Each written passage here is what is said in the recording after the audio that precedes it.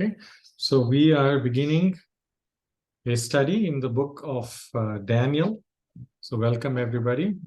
And this will be a comprehensive study from the beginning till the end of the book, this wonderful book of Daniel, which contains an inspiring story of Daniel and also has many prophecies in the book of Daniel that are relevant to us today. Okay, and so before we actually get into the first chapter of Daniel, just a little bit of a background as to how did we come till the book of Daniel. Now we are, where are we? Are we in the New Testament or in the Old Testament right now? In the book of Daniel. We're in the Old Testament, right? We are in the Old Testament, and so we need to kind of understand a little bit of the timeline, right? How we actually got to the book of Daniel. So what I did is there is just I just wanted to show you a small graphic on the timeline, right? The timeline. So let me just to show you that graphic. Let me know when you can see my screen. Okay, 1 minute.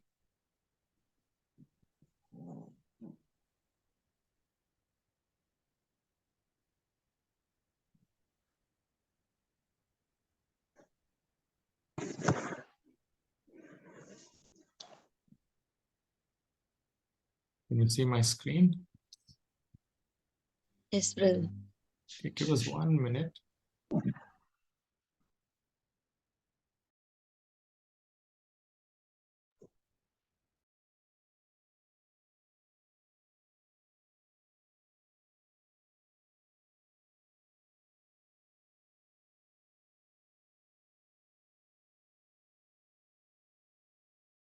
All right. So here you see all the way from creation, right? I just went all the way here for creation.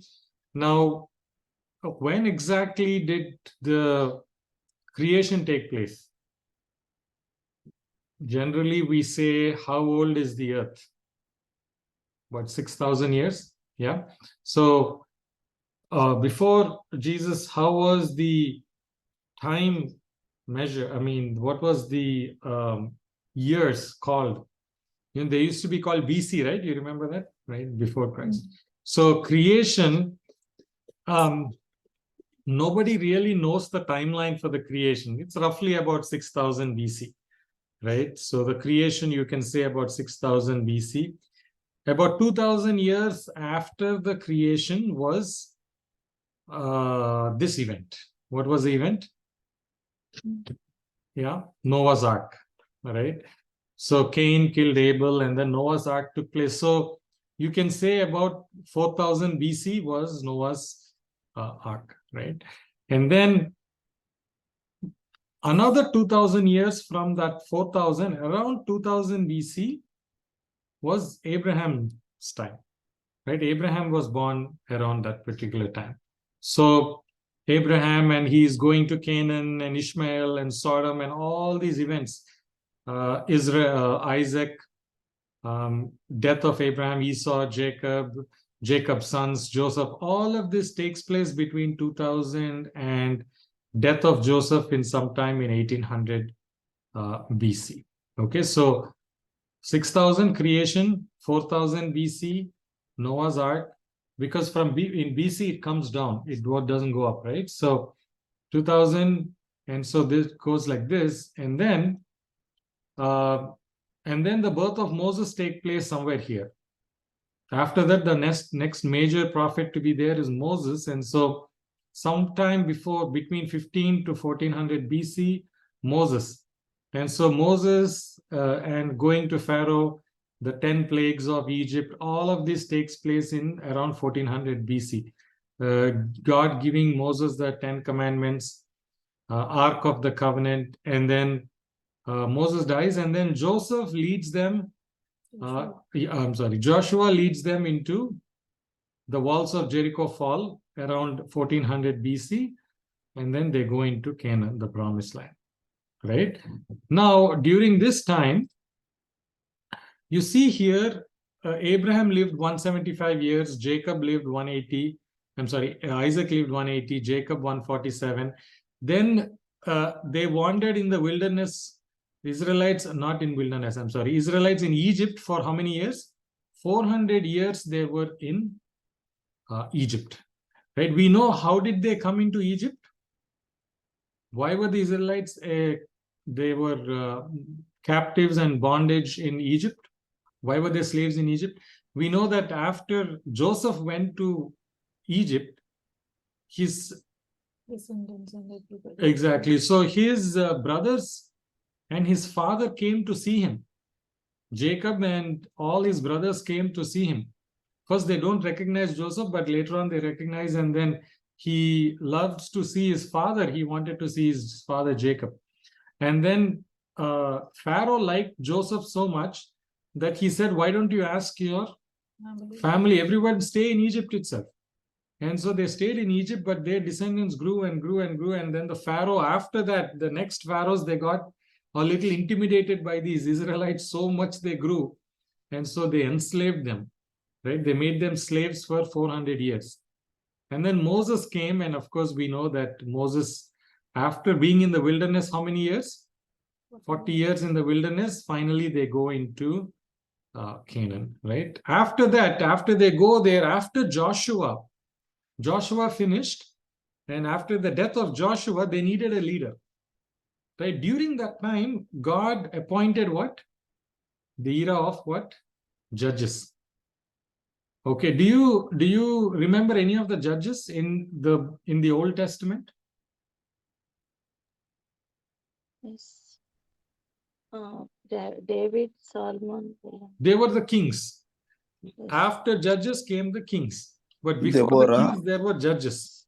Deborah, Samson, Deborah, Samson, Othniel, Jephthah, yes, Gideon, Gideon. Ehud, Eli, they were all judges. Okay, so judges were ruling over the nation of Israel, right? And after one judge, the other judge came in, and then the judges would protect them, like how Samson protected them against the Philistines, so on. But at some point, the Israelites did not want any more judges, right? During that time, the kings were being established here and there, and so they were asking, who was the prophet during that time? Samuel. Right? They were going on asking Samuel, give us a king. Give us a king. And then Samuel had to go and then give their complaints to God. They're not knowing what they're asking. They keep on asking for a king. And then God said, Samuel, just give them what they want. And so what did Samuel do? He went to find a king. And so he had to find a king. So what happened here? First, Israel demands a king. The first king of Israel was who? Saul. In the year 1051 BC, 1051 BC, Saul became king. Right? After Saul, we know David was anointed by Samuel. David killed Goliath, and David and all of this happens. And after David, Solomon became king, and Solomon built the temple, and Solomon dies after that. During this time, this 1000 BC, these books were written. Right? Psalms, Proverbs, Song of Solomon, because these books were written by David and Solomon. So these books also were written during that particular time. Okay. And then after Solomon dies, what happens? There is no more united kingdom of Israel. The kingdom divides, right, into two parts, northern kingdom and southern kingdom. Right? And two kings take over. King Jeroboam takes over Israel. King Rehoboam, son of Solomon, he takes care of Judah, right? So King Ahab, Queen Jezebel, they are all from Israel, right? Israel kings. But you see the timeline here, right? Now we are in 800 BC. And so these Israel kings are all there. And who are the other kings of Israel? I think I have something here. Let's see.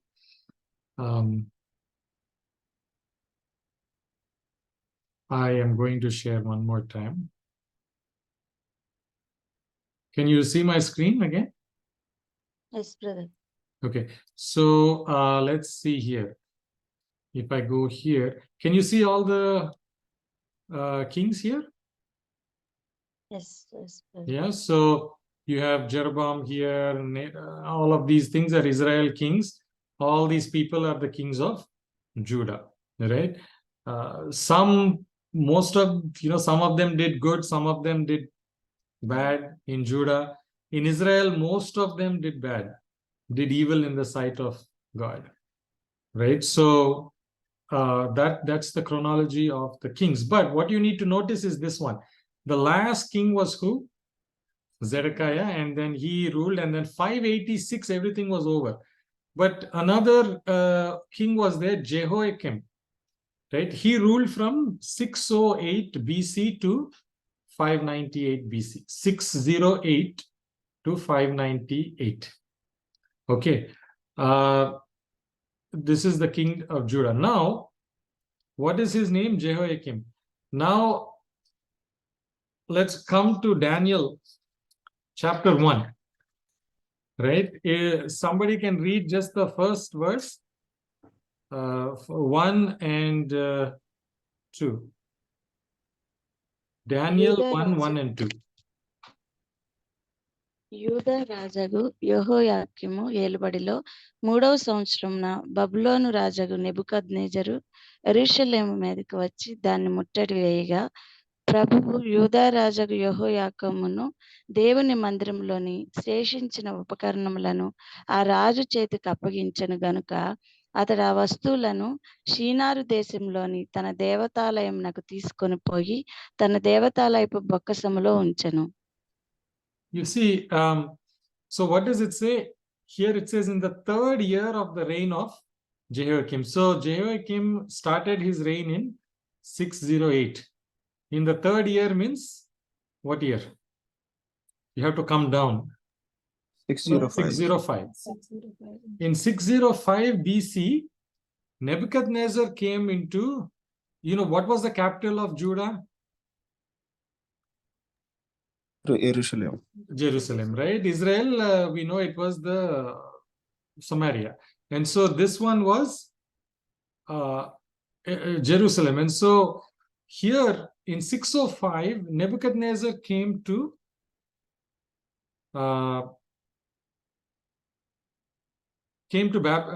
Jerusalem. Now, where was Nebuchadnezzar? Nebuchadnezzar was the king of another empire called the Babylonian Empire, right? So we will see here the northern kingdom lasted for 209 years.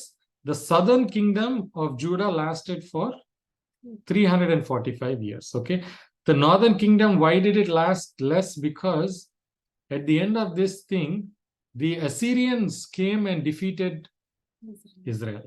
Right after that, there was no more Israel kingdom. But Judah fell to Babylon in 586 BC. Okay, and the southern kingdom of Judah was prolonged for 345 years. Now, Judah falling to Babylon in 586 BC. But we know that Nebuchadnezzar came and invaded in which year? We just saw that one. 605, right? So how come after he invaded again these years took place? See, Nebuchadnezzar invaded 3 times. Those days what they used to do is they used to invade, and then they used to and he took Jehoiakim as captive, and he made another man as a king there. He made Jehoiachin as the king there, because he said, you will be now under me. But Jehoiachin also revolted against Nebuchadnezzar. So he had to come back again. In fact, I think I put it somewhere here. Yeah. See here, the invasions of Nebuchadnezzar. 3 times Nebuchadnezzar invaded Jerusalem. First time, 605. In this invasion, the first time, Daniel and his companions were taken captive to Babylon. In the first invasion itself, Daniel and all his companions, Shadrach, Meshach, Abednego, that time their names were, we will come to that, were different. They had Hebrew names. So he came and took And if you see again, if you read 2 Chronicles 36:10, in fact, if you read the book of 2 Chronicles chapter 36, it gives you all the three different invasions of this king, Nebuchadnezzar. He again attacks the city, and now he captures the second king, right? And he takes him also to Babylon, and then he appoints this man. Whom did he appoint? Zedekiah. He appoints, right? Now, Zedekiah also ultimately revolted against Nebuchadnezzar. But this time, Nebuchadnezzar, it has been some time since he came there. And so how many years he ruled actually? 596 to 586, 10 years. 10 years he was there, but after that he revolted. And this time he did not want any more revolts. So he came, he attacks, but this time he does it very bad. What does he do? He burns the city, he destroys the city, and everything he takes from Jerusalem into Babylon. Right? He knows that if I put somebody in charge, because that temple at Jerusalem was a very rich temple. It had very, very valuable goods. So in the first time itself, what does it say here? And the Lord gave Jehoiakim, king of Judah, into his land with some of the articles of the house of God. He does not destroy the temple for the first time. He only goes and looks inside the temple, and some of the expensive articles that he liked, he took it with him, right? And he placed it in the house of his own God. Those days they used to worship Nebuchadnezzar was a heathen, right? Some heathen gods. And so he used to take these and then offer them to his God. So first time he didn't take everything. But now, sensing that even if I keep appointing people, they will keep on revolting against me, the third time he completely destroys the city and destroys the temple. Okay? All right. And then, of course, this is another very quick slide about what was the genealogy of all the kings, right? How, Josiah had these three sons, and then the last son of Josiah, Zedekiah, was the last king of Judah. Yeah. So basically Jehoiachin's uncle, right? Because he is the son of Jehoiakim, Nebuchadnezzar comes and appoints his uncle, and that uncle becomes the last king. Yeah. Okay, so in this particular case, you will go back to the timeline. You see here, around this time, just before the temple being destroyed, all of that, Daniel's ministry will begin, right? We don't know much. You see here how Isaiah's ministry was there during this time. Jeremiah's ministry was there. He was ministering to the people of Israel. And so the ministry of Jeremiah, the ministry of Daniel were overlapping. Both of them lived around the same time. Ezekiel also lived around the same time. Later on, when the Medo-Persian Empire comes, we will see Ezra, Nehemiah, they all lived again around the same time. Okay, so, but these were all contemporary prophets. Okay, and then you see here, Ezra, Nehemiah, all these people come in this time, right, after Daniel.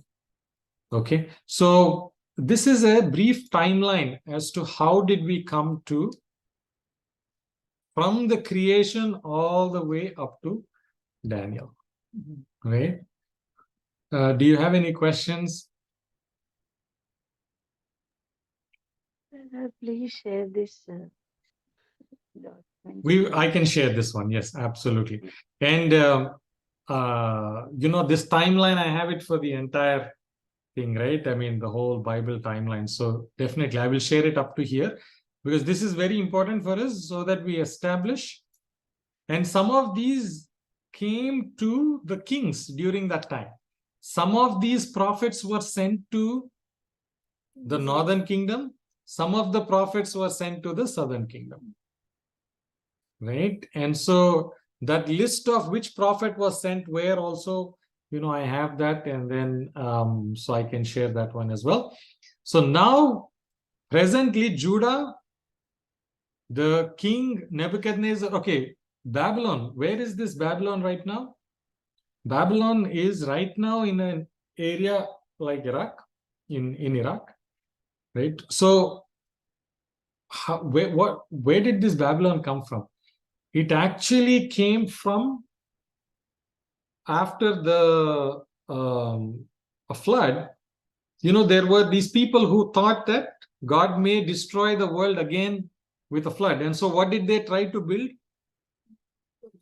They tried to build a huge tower that goes up to heaven. They called it the Tower of Babel, right? The Tower of Babel. And so, and then God destroyed that and then confused their languages, right? Babel is many languages, confusion. That's what it is stands for. And so that city during that time there, people established their own empires or their own communities according to the language which they understood. So whoever understood a certain language, they all went and then, you know, lived in a certain city. So they all separated because otherwise they were not able to understand each other. So let's just say there were 100 different groups that went to 100 different locations. But during that time, there was no king, right? God was the ruler. When you're talking about Noah, God was in charge, right? There was no king during that time. The first person who declared himself as a ruler, as a king, was a person called Nimrod. So Nimrod was the first one who said that I am the king, I am the ruler, and the Bible talks about him as a great hunter. And he first established his kingdom in that area where the Tower of Babel was there. And so that was called Babylon, right? Babylon. And so that area, from that time, it was called Babylon. But later on, after Nimrod and so on, there were no more strong people who were ruling that area. And so Nebuchadnezzar was from another place called Mesopotamia, right? We learn about these civilizations, right? Mesopotamian civilization, which is slightly east of Iraq, towards Greece, that area, northeast of Iraq. And so he came from that area and then they took over Babylon, and then he established Babylon because it was very beautiful. Babylon was very fertile, right? And so because of the rivers that were there, it was very, very fertile. And so he established his headquarters and everything in Babylon. And so from Babylon, he operated and then he went and conquered Jerusalem. And so he was a very powerful king.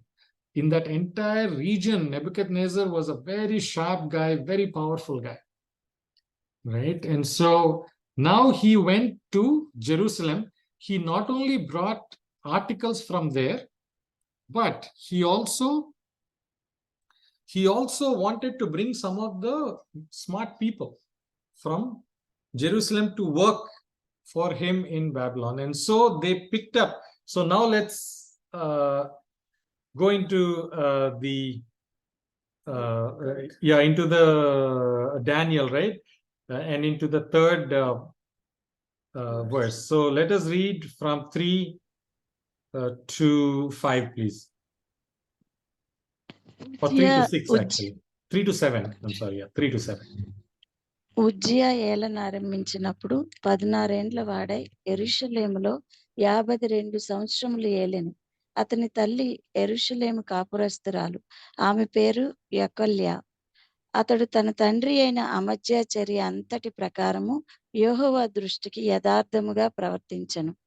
దేవుని ప్రత్యక్షత విషయమందు తెలివి కలిగిన జకర్యా దినములలో అతడు దేవుణ్ణి ఆశ్రయించెను. అతడు యెహోవాను ఆశ్రయించినంత కాలము దేవుడు అతన్ని వర్ధిల్ల చేసెను. అతడు బయలుదేరి ఫిలిష్తీయులతో యుద్ధము చేసి గాతు ప్రాకారమును, యబ్నే ప్రాకారమును, అష్డోదు ప్రాకారమును పడగొట్టి అష్డోదు దేశంలోను ఫిలిష్తీయుల ప్రదేశంలోను ప్రాకారములను కట్టించెను. ఫిలిష్తీయులతోనూ గుర్బయాలులో నివసించిన అరబీయులతోనూ మొహునీయులతోనూ అతడు యుద్ధము చేయగా దేవుడు అతనికి సహాయము చేశాను. డానియలే కదా, డానియల్ ఫస్ట్ చాప్టర్. ఓ సారీ సార్, నేను రెండు ఓపెన్ చేశాను బై మిస్టేక్. No పర్లేదు. problem. Daniel 1, 3 to 7. రాజు అష్పెనెజు అను తన నశంపకుల అధిపతిని పిలిపించి అతనికి ఇలాగు ఆజ్ఞాపించెను. ఇశ్రాయేలీయుల రాజవంశములలో ముఖ్యులై లోపము లేని సౌందర్యమును సకల విద్యా ప్రావీణ్యతయు జ్ఞానమును కలిగి తత్వజ్ఞానము తెలిసిన వారై రాజు నగరునందు నిలువదగిన కొందరు బాలురను రప్పించి కల్దీయుల విద్యను భాషను వారికి నేర్పుము. మరియు రాజు తాను భుజించు ఆహారములో నుండి తాను పానము చేయు ద్రాక్షారసములో నుండి అనుదిన భాగము వారికి నియమించి 3 సంవత్సరములు వారిని పోషించి పిమ్మట వారిని తన ఎదుట నిలవబెట్టినట్లు ఆజ్ఞ ఇచ్చెను. యూదులలో నుండి దానియేలు, హనన్య, మిషాయేలు, అజర్య అనువారు వీరిలో నుండిరి. నపుంసకుల అధిపతి దానియేలునకు బెల్తెషాజరు అనియు, హనన్యాకు షద్రకనియు, మిషాయేలునకు మెషకనియు, అజర్యకు అబేద్నెగో అనియు పేర్లు పెట్టెను. All right. So the king wanted to see among all the captives, right? While selecting people, he wanted to select some bright young people to serve personally in his kingdom, right? Like I was saying, Nebuchadnezzar was a very sharp guy, right? And so he wanted, and Nebuchadnezzar also during this time was a young man, right? His father he just died that year, and then so Nebuchadnezzar became king, and so he also wanted young people. He wanted to revamp his entire empire, and all of that by conquering Jerusalem and bringing some of the best people. And so he instructed Asaph as the master of the eunuchs. Those days the eunuchs were in charge of some important positions inside the kingdom, and so the master of the eunuchs to bring some of the children of Israel and some of the king's descendants and some of the nobles, young men in whom there was no blemish, right? So that some of the children of Israel, some from the king's family itself, and whoever it is, but young people, some of the nobles, young men in whom there was no blemish, but good looking, gifted in all wisdom, possessing knowledge and quick to understand, who had the ability to serve in the king's palace, and whom they might teach the language and literature of the Chaldeans, right? The Chaldeans, that was the area from where Nebuchadnezzar came, right? They used to be called a tribe of Chaldeans, right? That is there in the history. So that is the northeastern part of Iraq. From there, the Chaldeans came and occupied the Babylon, and now Babylon itself became a land of the Chaldeans, right? And so they wanted people who had no blemish, right? So really good looking people who were wise, people who looked good, people who had abilities, quick to understand, right? Good aptitude probably in those days. They were gifted. All of these people, because they would have to serve in the king's palace, right? In the highest honor. Those days there is nothing greater than serving in the king's palace, right? And also to such people they would teach the local language of the Chaldeans so that the king can send them on his business, right? And so a king, because they wanted to prepare these people for serving in the king's palace, how many years they needed training? 3 years of training. Can you imagine that? 3 years of training. It is like some kind of IAS or that kind of coaching that they were taking in order to serve in the king's palace. In those 3 years, it was the duty of the eunuchs and others to make sure that these people are trained. And the king appointed for them a daily provision of whatever the king's food. They had to get used to the palace and the palace food, the palace duties, the palace policies, everything, right? So they were living in the palace. They were supplied by accommodation. They had to get used to being in the palace. they had to get used to the food inside the palace. And so the king's food itself, including what? The king's delicacies, the wine which he drank, right? 3 years of training. And at the end of that, they will be ready to serve the king. Now, among all the people that they looked and they tested for good skills and good looking and all of that, who was selected? The sons of Judah, right? Basically from the tribe. They were who? Daniel, Hananiah, Mishael, and Azariah, right? Daniel, Hananiah, Mishael, and Azariah. Daniel and his 3 companions.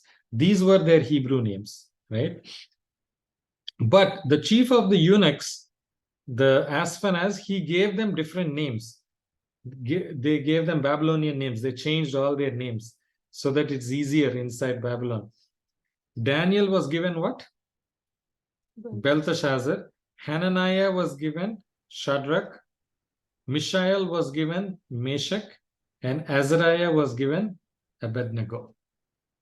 Okay. Belteshazzar means protector of the god, their god. Right? The Belaku, I think they had a god. So Shadrach means Shuduraku. Again, it is Babylonian god.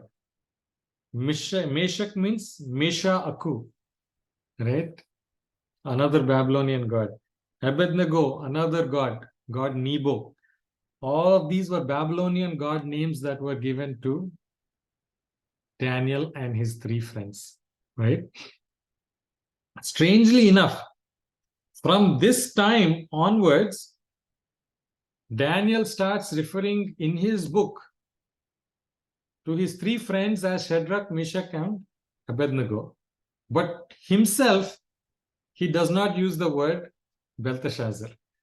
Very rarely he uses Belteshazzar. He always called himself Daniel in the book that Daniel himself wrote. Right? He just wanted to use his Hebrew name. Although the 3 friends, he used their Babylonian names because they started interacting with the Babylonian people, and so their Babylonian names were more well known. But Daniel wanted to still use his original name. You know, this is the only book in the Bible that was written some part in Hebrew and some part in the local language of Babylon. That time, the local language of the Chaldeans was Aramaic, right? So from the first chapter, I think till the second chapter, from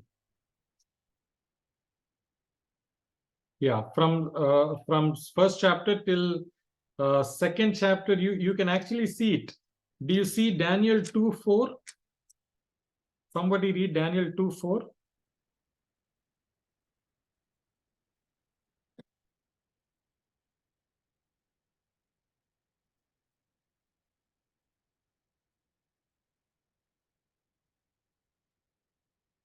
Anyone has it? Daniel 2:4. కల్దీయులు Syria భాషతో ఇట్లనిది, రాజు చిరకాలము జీవించును గాక, తమరి దాసులకు కల సెలవీయుడి, మేము దాని భావము తెలియజేసేదము. Yes. So then the Chaldeans spoke to the king in what? Aramaic.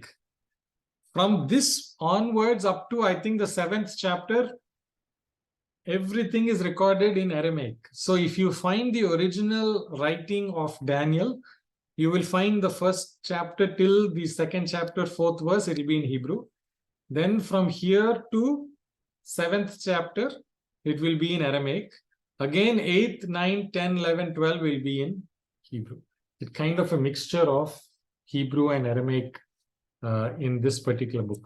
This is also the book where the personal testimony of a heathen was written inside this book. And who is that heathen? Nebuchadnezzar.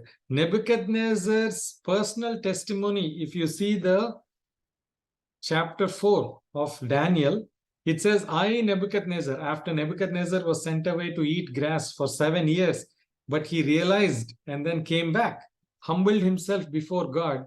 The testimony that he gives and how he praises God, I, Nebuchadnezzar, that part is recorded here. A wonderful testimony from a heathen king. Right? Like that, it's not there anywhere else. So let's go back here. So 3 years of training. Now, these people were identified, but somebody please read 8 to 10.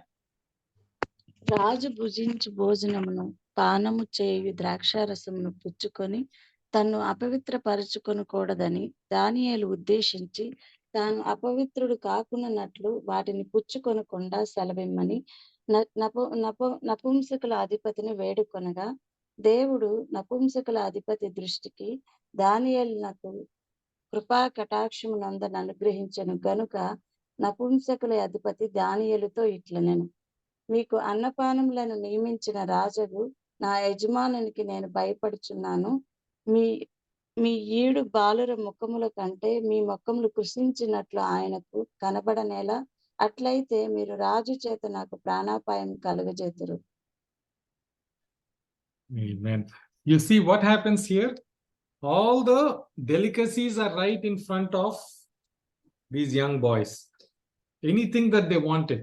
The king's wine, when you are young at that particular age, like a teenage, right? What do you want? You are in the king's palace. First thing, you have been selected to serve inside the king's palace. That itself is an honor. Your accommodation is there. Your 3 years of specialized training, you have been selected for that. And during that, you will be eating the king's food, the wine. Any guy would have jumped on the table and then got himself used to that, because king's food means it's the finest food in the kingdom, right? Now these people were Daniel and his friends. The Bible does not say that they were poor people in Jerusalem. They were probably well-to-do, but that doesn't compare with the king's food, right? That's the best.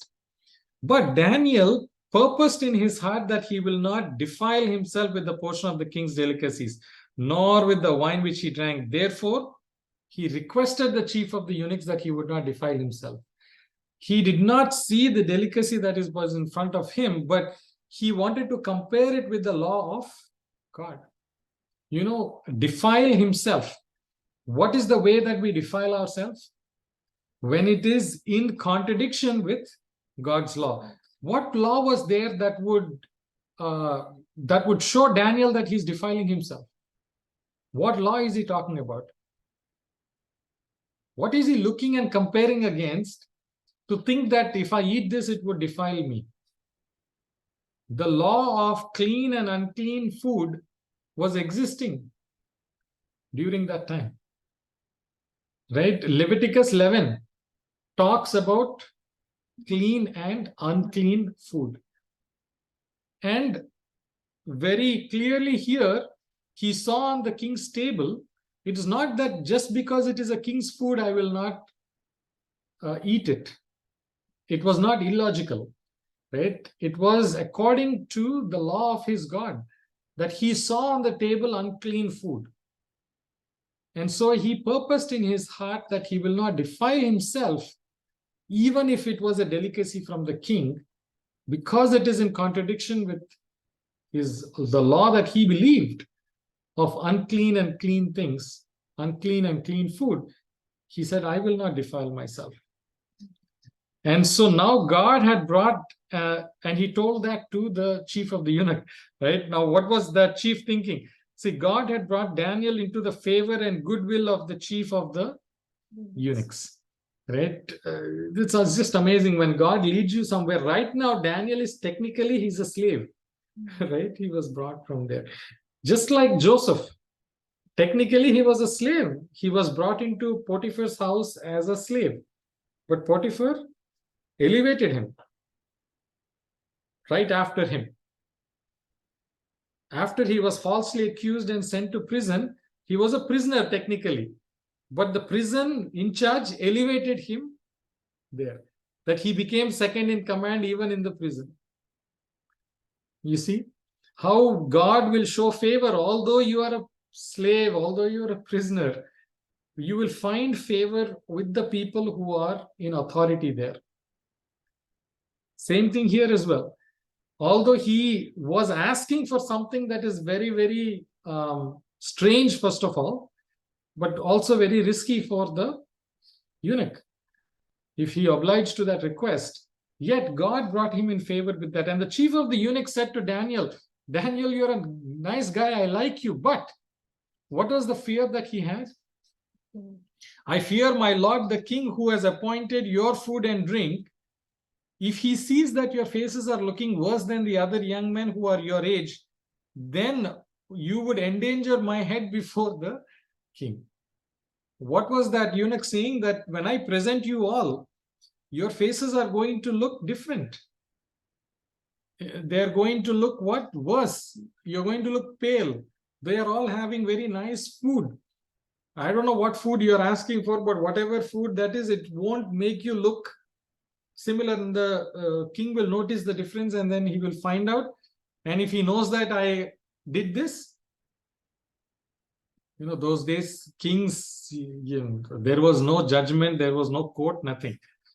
The king gets angry, that's it. You will be executed right then and there. And so, but Daniel said to the steward, whom the chief of the eunuchs had set over these people, right, the servant who was serving them, he just told him, just don't have to wait for 3 years. Test us for how many days? 10 days. So can someone read 11 to 14? నపుంసకుల అధిపతి దానియేలు, హనన్య, మిషాయేలు, అజర్య అని వారి మీద నియమించిన నియామకునితో దానియేలు ఇట్లనెను, భోజనమునకు శాఖ ధాన్యాదులను, పానమునకు నీళ్లను నీ దాసుల మాకిప్పించి దయచేసి 10 దినముల వరకు మమ్మను పరీక్షింపుము. పిమ్మట మా ముఖములను రాజు నియమించిన భోజనం భుజించు బాలుర ముఖములను చూచి నీకు తోచినట్టుగా నీ దాసులమైన మా ఎడల జరిగింపుము. అందుకతడు ఈ విషయంలో వారి మాటకు సమ్మతించి 10 దినముల వరకు వారిని పరీక్షించెను. Amen. So what was the request that Daniel had made to the eunuchs, to the steward? 10 days. For 10 days, just please test us for 10 days. In these 10 days, what should you give us? Give us vegetarian foods, vegetarian diet, vegetables to eat and water to drink. Then you see how we look, our appearance you examine, and the appearance of the young other people who are eating all of these things. Maybe they were eating beef and pork and whatever, I don't know, who eat the portion of the king's delicacies. Let as you see fit, so deal with your servants that way. Give us 10 days.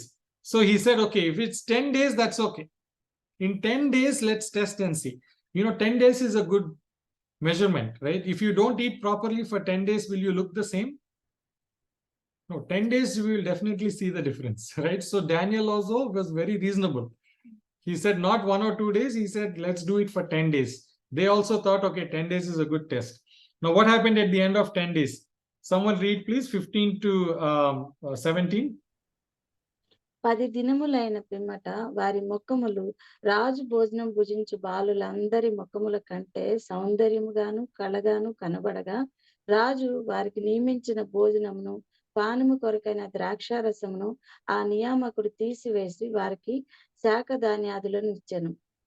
ఈ 4 బాలుర సంగతి ఏమనగా, దేవుడు వారికి జ్ఞానమును సకల శాస్త్ర ప్రవీణతలు వివేచనయు అనుగ్రహించెను.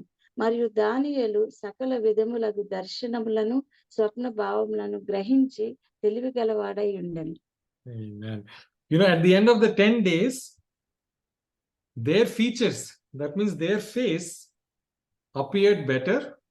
It appeared fatter, means brighter in flesh, means appearance, than all the young men who were eating the king's food. And then the servant who was serving, he was serving at the orders of his master, the eunuch. He took away all the portions of the delicacies as per the request of Daniel and his friends. He took away all the wine, and what did he give them? He gave them vegetables. From here comes the concept of a vegetarian diet, which a lot of people advocate is very good for us, right? And so vegetables he gave them. So even though many people eat other food, but in doing so they neglect the appropriate amounts of vegetables. Our body was designed that way, right? Even if we occasionally have the non-vegetarian food, vegetarian diet primarily should be what we should be focusing on. Water to drink, and never wine, never touch any of those things, right? That cause a lot of health problems. As Daniel purposed, and God will make us healthier than the others whom we think are having much better food. These 4 young men, God gave them what? Not just good physical appearance, gave them knowledge, gave them wisdom, gave them skill in all literature, gave them also an additional gift. What was that additional gift? To Daniel, understanding in visions and dreams, right? That gift is going to be useful for him in all the years that he is there in Babylon. And so he gave Daniel that special gift of understanding visions and dreams, right? And so now, what happened now at the end of those days, at the end of those 3 years? Can someone read from 18 to 21? నెబుకద్నెజరు సముఖమునకు వారిని తేవలెనని ఆజ్ఞ ఇచ్చి నియమించిన దినములు కాగానే నపుంసకుల అధిపతి రాజు సముఖమున వారిని నిలవబెట్టెను. రాజు వారితో మాటలాడగా వారందరిలో దానియేలు, హనన్య, మిషాయేలు, అజర్య వంటి వారెవరునూ కనబడలేదు గనుక వారే రాజు సముఖమున నిలిచిరి. రాజు వీరి యొద్ద విచారణ చేయగా జ్ఞాన వివేకములు సంబంధమైన ప్రతి విషయంలో వీరు తన రాజ్యమందంతట నుండి శకునుగాండ్రు కంటెను, గారడీ విద్య గల వారందరి కంటెను 10 అంతలు శ్రేష్ఠులని తెలియబడెను. ఈ దానియేలు కోరేషు ఏలుబడిలో మొదటి సంవత్సరము వరకు జీవించెను. At the end of the days means how many years? At the end of the days means at the end of the 3 years. After the training period is over, now they should all come in front of the king. The king wanted to test these people. How did their training go? Right? And so at the end of the training period, all of them were paraded before the king so that the king can interview them personally. How did these people do in their training? Right? And so they went in, and the chief of the eunuchs, Ashpenaz, he brought them all in, and the king interviewed them one by one. And among them all, none was found like Daniel and his 3 friends. Amen. None was found like Daniel and his 3 friends, Daniel, Hananiah, Mishael, and Azariah. In what sense? In all matters of wisdom, in matters of understanding, which the king examined them. Remember, King Nebuchadnezzar himself was a very wise and very sharp king, right? And so he was very knowledgeable, and he himself personally tested them. And he found that these 4, Daniel and his 3 friends, were brighter in understanding, brighter in the way they looked among all the others who actually ate the king's delicacies. God bless them. In fact, he found them how many times better? 10 times better than even all the magicians, right? Because they were given special gifts, special wisdom and knowledge from God. And so earthly wisdom, people can gain, but when God blesses you, then you become 10 times better than anybody else. So we don't need to worry about it. Amen. Right? Our wisdom does not come, and we don't compare ourselves with people who had the best education or grew up in the richest homes. When God gives us wisdom, and when it really matters, we will be found 10 times better. than all the others. And so wisdom from God and understanding from God is more important than anything else that is there. And that's why for us, for our work, for our study, for our children and for their study, we always ask for wisdom from God. Right? And it doesn't matter what our colleagues are doing. It doesn't matter, who they are and what kind of background they had and what kind of positions they served in, what kind of education they came with, because God is leading us and he will lead us to high places like how he led Daniel and his 3 friends. And in fact, if you see Daniel's journey from now on, he's taken far above all the other magicians and astrologers. Those days, kings had these people in their kingdom. Astrologers, magicians, kings believed in such things. Before they went to a battle, they would consult an astrologer to see what's the best time to go. That is the origin of all kinds of superstitions that we have even till today. Right? None of that has any bearing on the end result, but these were things that they believed in and they practiced. Sorcery, magicians, astrologers, who are all there under him, Daniel was better than them. And he was just a young guy. Right? And he was able to prove himself better than all the others. And thus Daniel continued. He continued through the time of Nebuchadnezzar. He continued during the time of the after Nebuchadnezzar who came. Belshazzar came. He continued all through his time. And after him, who took over? Cyrus took over. Right? Cyrus was an emperor of the Persian king. But he appointed his relative Darius, King Darius there. And even into the Medo-Persian Empire also, Daniel continued. All the kings liked him very much. Right? And he was blessed with that gift of visions and dreams. All during that time, it was very useful to him. People used to call him and then ask him for the interpretations. Though it was very difficult sometimes to tell the interpretation because it was against the king, yet he had the boldness and courage to say it upfront. Because sometimes the kings, if they did not like what they hear, they would put to death that particular person. How dare you say such a thing? But Daniel had the courage because that came from God. And God preserved his life all through. He lived a wonderful life from here on in. Right? But that ends the first chapter. Right? So from here, we are actually going to start seeing some of the things that God revealed to the king, but the king did not understand that. Revealed to the king, interpreted by Daniel. Right? And so the same dream was given to Daniel. So what was that dream? What does it mean? Right? How did it get fulfilled? We are going to see in the next meeting.